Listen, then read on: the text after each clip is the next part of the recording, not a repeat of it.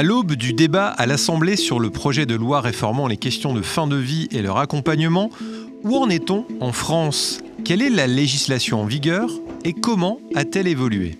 De manière globale, ces lois posent le principe que la décision appartient au patient, mais que l'application de cette décision appartient au médecin. L'objectif, du coup, de ces lois, c'est donner la possibilité au patient de pouvoir s'exprimer. Alors, quand le patient est en capacité de pouvoir s'exprimer, il a le droit, par définition, de refuser les soins qui lui sont proposés par le médecin, et le médecin doit les respecter à partir du moment où il a la conviction que ce refus de soins est un refus de soins éclairé. La loi a également prévu l'hypothèse où le patient n'est plus en capacité de s'exprimer. Dans ce cas-là, la loi a prévu effectivement des véhicules juridiques pour permettre à ce patient, lorsqu'il est en état de conscience, de faire entendre sa parole. Ces véhicules juridiques sont principalement les directives anticipées, mais aussi la possibilité de désigner une personne de confiance. Les directives anticipées, la personne de confiance sont effectivement des relais de la volonté du patient, volonté que le médecin est obligé d'entendre lorsqu'il prendra ses décisions concernant effectivement l'arrêt des thérapeutiques et éventuellement la mise en place d'une sédation profonde. L'une des raisons pour lesquelles la société semble ne pas être satisfaite des réponses aujourd'hui apportées, c'est le fait qu'on n'a pas accompagné les textes de loi. Et je n'ai pas pour habitude de polémiquer, mais je me permettrai une remarque un peu polémique. C'est qu'en fait, on légifère tous les 10 ans dans ce pays sur le sujet. À chaque fois, on nous dit c'est la bonne loi, et on se rend compte 10 ans après qu'il faut en refaire une. Il y a eu les lois Claes-Leonetti. D'abord, il y a eu la loi Kouchner, au tout début, qui a créé en particulier la personne de confiance, concept extrêmement intéressant, en particulier en Espagne, qui avait posé le principe de ce qu'on appelait les directives anticipées.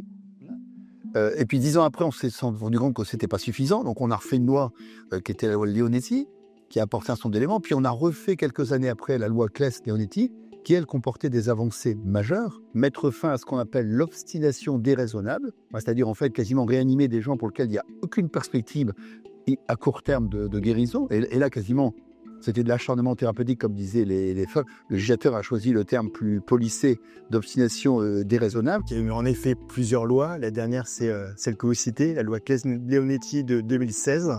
Cette loi est déjà mal connue. Les députés sont tous d'accord pour le dire. Elle est mal connue du public, des médecins, alors surtout du public, mais même au sein du corps médical ou soignant, elle est parfois pas très bien connue.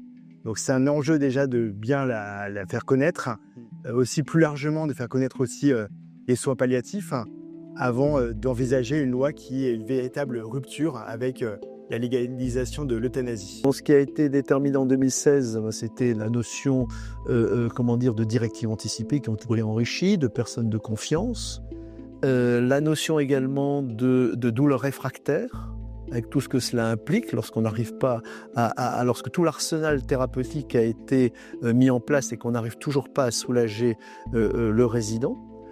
Et c'est là qu'intervient quelque chose d'assez méconnu en réalité, la sédation profonde et continue jusqu'au décès. On doit effectivement noter que dans la formation initiale des professions de santé, il n'y a pas des programmes bien définis sur ce que c'est qu'un soin palliatif ou qu'est-ce que la sédation profonde et surtout qu'est-ce que c'est que les directives anticipées et comment, moi, en tant que professionnel de santé, j'utilise ces directives anticipées pour respecter la volonté du patient.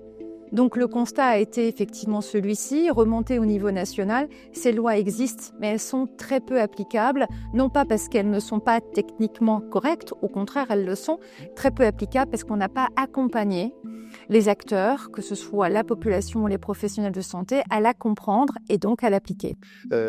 Comme elle est mal appliquée à travers le territoire d'une part, on aboutit à vouloir remettre cette loi sous la pression, il faut quand même bien le dire, de lobbies, en particulier le lobby le plus actif qui est la DMD, l'Association au droit pour mourir dans la dignité, qui veut faire croire que les morts aujourd'hui ne sont pas dignes, alors que l'immense majorité des décès, lorsqu'ils surviennent dans des conditions d'accompagnement de soins palliatifs, respectent parfaitement la dignité de la personne.